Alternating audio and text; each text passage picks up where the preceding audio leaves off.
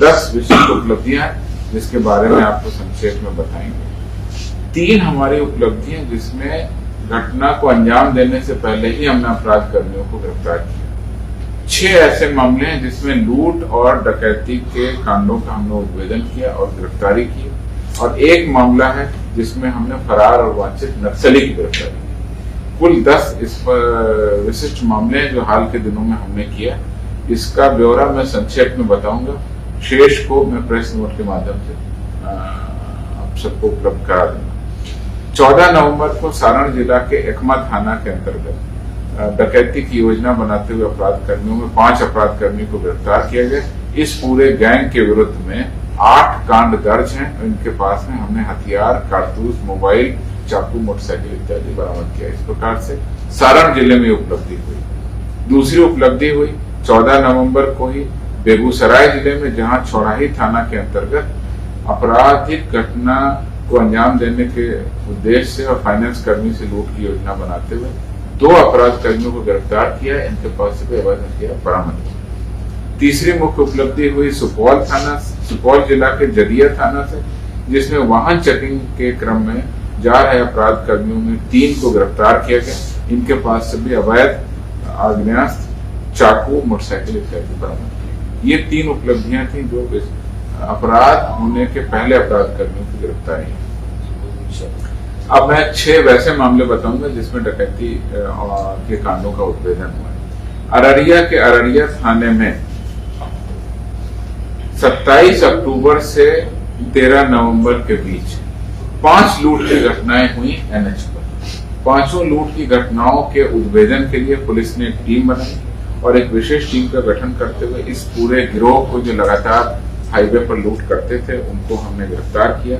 5 सदस्य इसमें गिरफ्तार कर लिए गए। इनके पास से देशी पिस्तौल 1, देशी कट्टा 1, मैगजीन 2, जिंदा कारतूस, खोखा, मोबाइल 6, लूट की रकम ये सारी बरामद कर ली गई। मोबाइल से और उनकी पूछताछ से हम आगे भी अपराध कर्मियों की जानकारी प्राप्त कर रहे हैं, उसके विरुद्ध भी छापेमारी करेंगे। इस प्रकार से अररिया में ये हाईवे पर जो अपराध करने वाले हैं बड़े गिरोह का हमने उद्भेदन किया। दूसरी घटना गया के इमामगंज में है, जिसमें 9 नवंबर को एक अज्ञात अपराध कर्मियों के द्वारा फाइनेंस के किसी कर्मी से वो पैसा ले जा रहे थे, उनसे 3,43,000 लगभग रुपए की लूट कर दी गई। इस घटना के उद्भेदन के लिए भी चूंकि घटना अननोन थी, किस अपराध कर्मी ने किया ये जानकारी नहीं थी, पुलिस के द्वारा विशेष टीम बनाई गई। 4 अपराध कर्मियों को गिरफ्तार किया गया।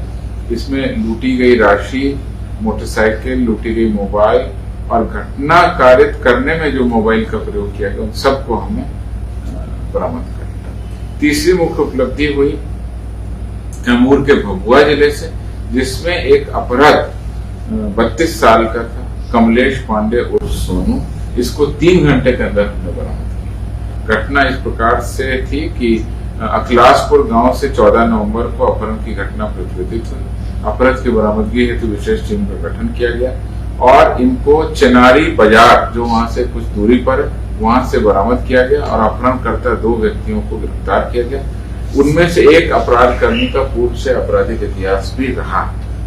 ये पता चला कि ये सभी लोग आपस में एक दूसरे को जानते भी थे और जमीन की खरीद बिक्री के क्रम में जो पैसा भुगतान हुआ उस पैसे के लिए ही ये घटना हुई। विस्तृत अनुसंधान पुलिस कर रही है।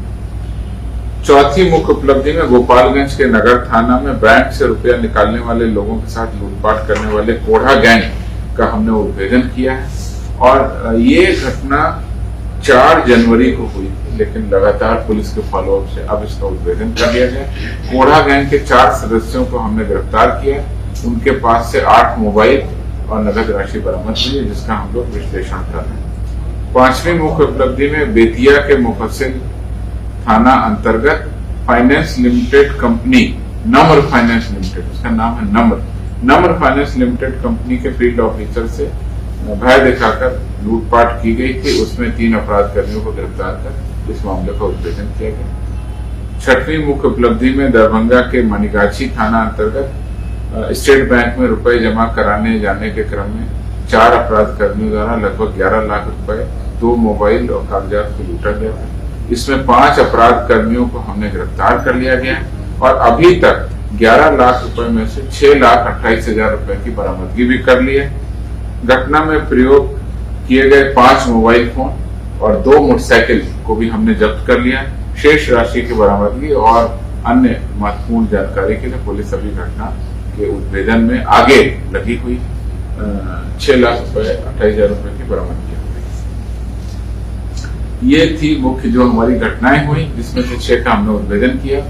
3 हमने आपको बताया जिसमें घटना घटित होने के पहले, और अब 10वां जो हमारी मुख्य उपलब्धि है वो हमने 4 वर्षों से फरार नक्सली राजू भैया को 13 नवंबर को गया के लुटुआ थाना अंतर्गत गिरफ्तार किया है।